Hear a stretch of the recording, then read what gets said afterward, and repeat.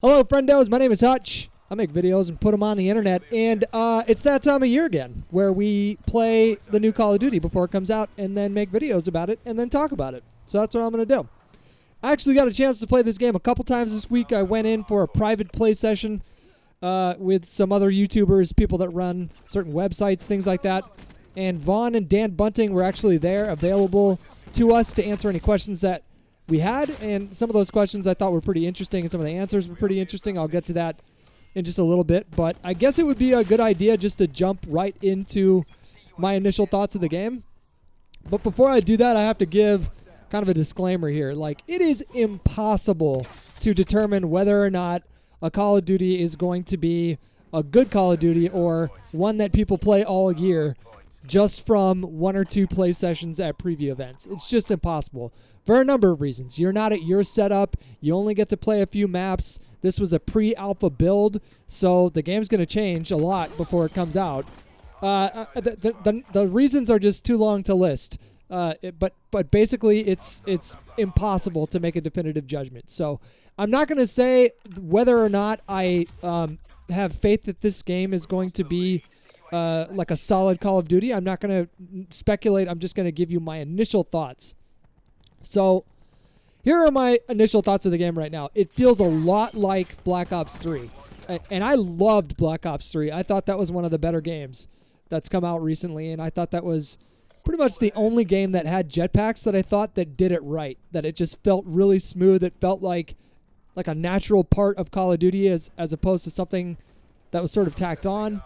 But that being said, I also really enjoy boots on the ground too. And we had jetpacks for 3 years, and we had World War II come out. And, I think World War II suffered a lot because it only had a limited amount of maps, and they really changed the game quite a bit. They tried to fix it later on, but I think they lost a lot of players from some of those other things that I mentioned before.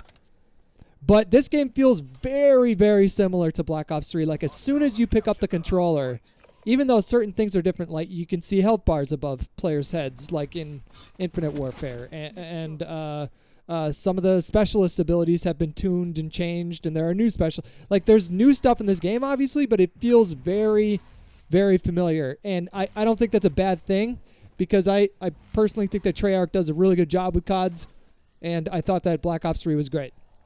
So if you like Black Ops 3, but you don't love jetpacks, I think you're really probably going to dig this game. Whether or not you're still playing this game 6 months after launch, 9 months after launch, I don't know. We have to wait until the full game comes out. There's just no way to tell. And anytime that you go to any of these things and you try to say like, okay, well, we played 4 maps and I really like this game, you're sort of inviting trouble. Because you never know what's going to happen. Like, you really never know how the game is going to be received. And the other thing too is, like, I'm personal friends with like a couple of the people that work at Treyarch, and so it's really hard for me to be objective in this moment talking about this game, because I know how much time and energy and effort these guys put into these games, and so that's always in the back of my mind, and it does sort of affect the way that I look specifically at Treyarch titles. So, all right, so this game is set in between Black Ops II and Black Ops III. They use a lot of the same, what do they call them, operators or specialists, Seraphs in the game, Ruins in the game. In many ways, it feels like the most direct sequel to any title in the series yet. Like, Black Ops 2 felt really different from Black Ops 1, and Black Ops 3 felt really different from Black Ops 2. But Black Ops 4 feels very, very similar to Black Ops 3. So that's what I mean when I say that. There's no jetpacks, there's no wall running. However, this feels like I said, like, it does feel like a real direct sequel to Black Ops 3, even though those things aren't in the game. So yeah, the specialists are back, sliding is back, underwater combat is back. Just the general vibe of it all, the colors, the map, sort of layouts, all of it felt very, very, very, very familiar. So yeah, the new features that are in the game, the specialist abilities that you don't have to use with the Pick 10 system. So there's like certain abilities that each operator has. Like, Seraph has an ability to put down a spawn beacon, and it runs off of a timer. I think it's every 2 minutes it recharges. So it's basically like attack insertion that your whole team can use, which kind of was pretty, like, when I first heard them say that before we played the game, I was like, wow, that's actually pretty wild.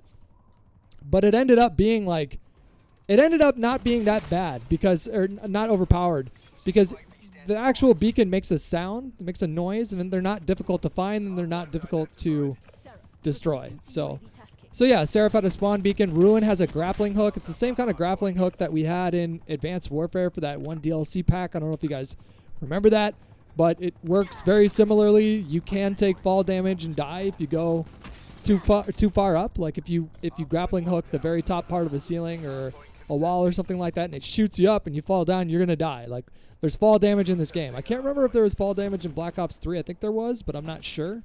But there's definitely fall damage in this game.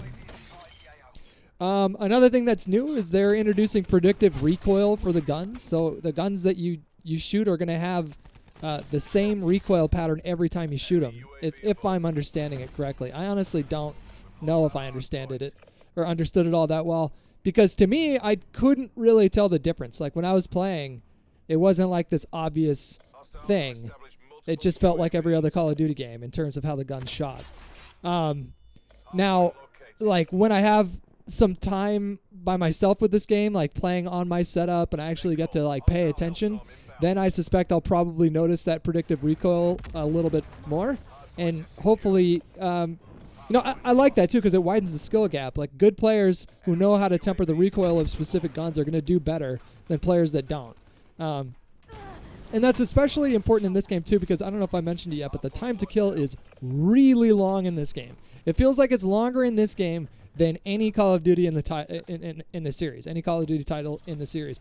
Black Ops 1 had a longer than average time to kill, and that was one of the reasons why I loved that game. But this game has an even, it felt like it felt like it has an even longer time to kill, which is kind of hard to imagine. But it makes tracking your enemy instead of flicks. It makes having good aim all that much more important. And if you can get a handle on the predictive recoil, then that's going to make your job easier, especially because you sponge so many bullets in this game. Like it's a lot of bullets. The nades work off of a cooldown now instead of just you spawn with a nade. It's like kind of like Destiny, where I can't remember what the timer is. Maybe it's 30 seconds or 45 seconds or something like that. But that's something that we haven't seen in COD yet. The health no longer automatically regens. This is actually a really big deal. So you must use a med pack that runs on a short cooldown. You can't spam it, but you can use it like pretty shortly after you've already used it. It's not like it makes you wait like a minute or something like that. But I'm curious. Like I want to know why they did this. Like at first when they told me they were doing this in the presentation they gave us before we played it, I was really skeptical. I was like, man, this does not sound like Call of Duty. But then when I got in there, it did add like this whole new element to the game. And it made me feel more involved in the process. It made me feel more engaged. And coming from someone who's been playing like Fortnite for the last 6 months, I'm just now used to consuming something to get my health back. So maybe they were trying to tap into the same sort of feel as that, but in my opinion, it worked. It wasn't like it wasn't a pain in the ass or anything like that. So another thing that's new is that each gun has its own unique attachment set, and one specific attachment can be used twice for additional buffs, like Quick Draw 1 and Quick Draw 2. Like Quick Draw 2 was like even faster aim down sights, and Grip 2 was something like you have less recoil the longer that you stay ADS'd. And then there was one for High Caliber where it extended the range of a headshot to the sternum and upper chest. So I thought that was pretty interesting. Like they're pushing you to, like they're trying to make each gun feel distinct and unique. And I didn't really get to play with too many weapons. I mean, I played with most of the weapons that they offered here, but obviously there's going to be way more weapons in the actual game.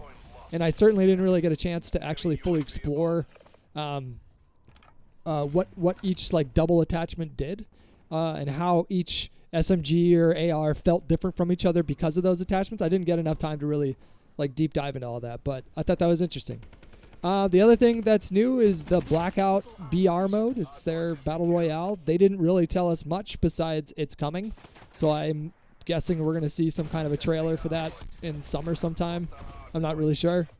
But I'm obviously super excited to see that. I'm a huge fan of the BR genre at this point, and as long as it runs well, and as long as it feels unique, like they can't just do what H1Z1 did or PUBG or Fortnite. Like, it needs to have its own unique Call of Duty thing that it does. And Treyarch is kind of like, I feel like they're kind of known for trying to really, like, not necessarily like innovating something that you've never seen in a video game before, but they are, I would say that they're probably the most risk-taking studio of all of them right now. And I know Vaughn, and I know he wouldn't want that in the game unless they could do something that made it special. So I have no idea how that's going to turn out. I have high hopes, but I have no idea. We'll just have to see about that one. As far as like the weapons go, there was nothing too crazy to report here. Every gun sort of felt like a lot of the other guns that we played in previous titles. You got your burst ARs, you got your full auto ARs, you got your semi-auto ARs, you got your SMGs, you got your bolt action snipers and LMGs. It's like nothing really was like too different here, except for the fact that shotguns are now secondaries, which sounds nuts because for a lot of people they remember Modern Warfare 2 and how crazy those were. But the shotgun secondary that they had us use in this build really sucked. It was real bad. Like, the pistol was a lot better. So I don't know. We'll see. Maybe they'll tune those shotguns to be a little bit different, but I feel like I'm kind of glad that they're doing shotgun secondaries, because shotgun, like a dedicated shotgun class, it's really hard to balance that well.